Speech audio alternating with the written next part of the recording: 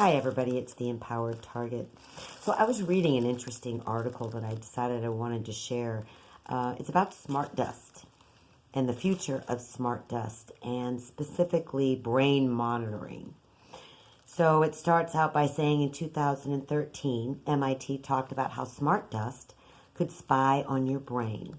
So smart dust is here, already being used and soon to be a daily part of life.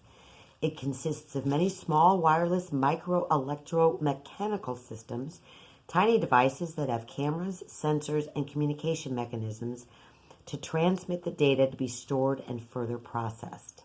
They're usually between 20 micrometers and 1 millimeter in size. They are wirelessly connected to a computer network and distributed over a specific area to perform tasks, usually using RFID technology, which is radio frequency identification. It's interesting to note one aspect. Once these particles enter the brain, it's the ultrasound that activates the system for full monitoring.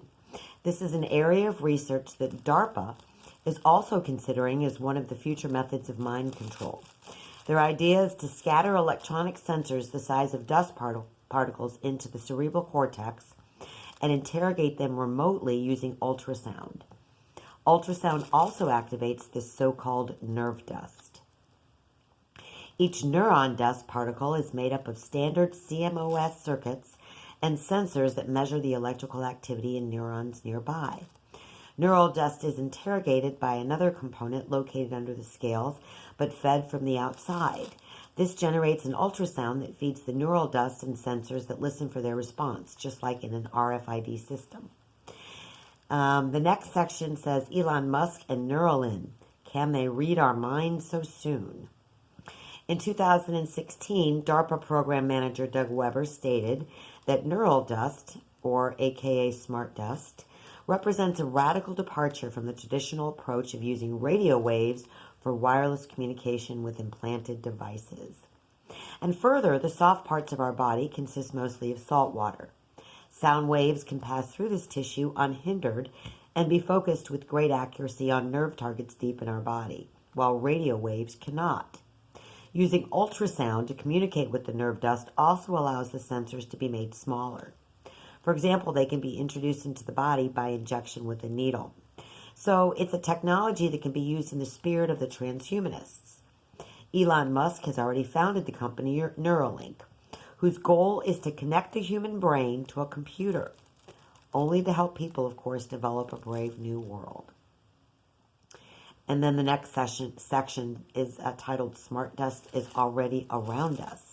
The power and danger of nanotechnology in general and smart dust in particular is well understood by any person.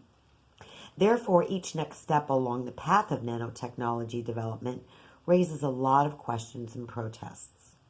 The society should be prepared for the introduction of nanotechnologies in terms of infrastructure and even psychologically, especially when it comes to sensor networks. Even at the current level of development, the real sensor network, consisting of mobile phones, social networks of the internet and their users, destroys regimes and plunges entire countries into a state of civil war.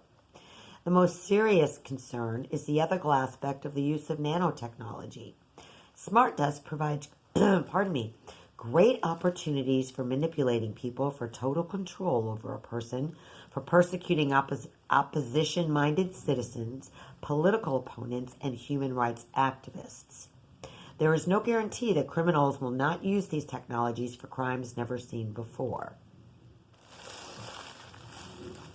So you can understand as a targeted woman why this interests me and should interest all targeted individuals.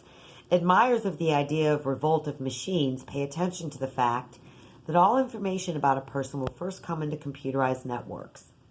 At the same time, a person in the end will dissolve as a human being in a comprehensive world of computer consciousness and become completely dependent on sensor networks. In turn, the networks, as the elements in the system increase, the expansion of computing capabilities and the constant growth of knowledge about the world can acquire consciousness. From this moment, the decline of human civilization and the dawn of the era of machines will begin. And I want to go back up because I didn't want to read this entire section because it was so very long. But the very last paragraph, let me see if I can find it. It was quite chilling. So the last paragraph that I read of this previous section says, a world in which nuclear weapons were the main destructive and at the same time restraining force is fading into the past. In the foreseeable future, the military believes that the milestone will be 2030. Humanity will face something more terrible. And then it goes into brain monitoring, which I've been reading.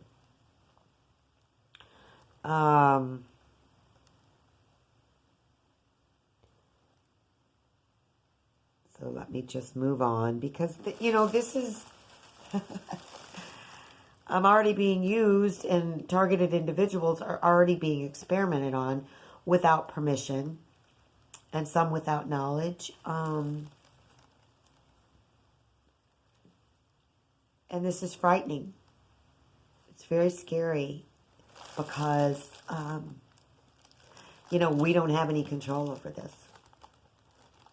It's bad enough to be used as a human, a human cell tower. But is it going to get worse? Are more and more people going to be involved? Because the part where it said, the people that disagree or whistleblowers, they're already saying that. So it's a little frightening. And I really wanted to read and share this with everybody. For all the targeted individuals out there, it could be a very frightening future for not only us, but for the world if these monsters get their way. So anyway, you have a great afternoon. Stay safe and stay sane. Feel free to subscribe and leave me a like and a message. Take care.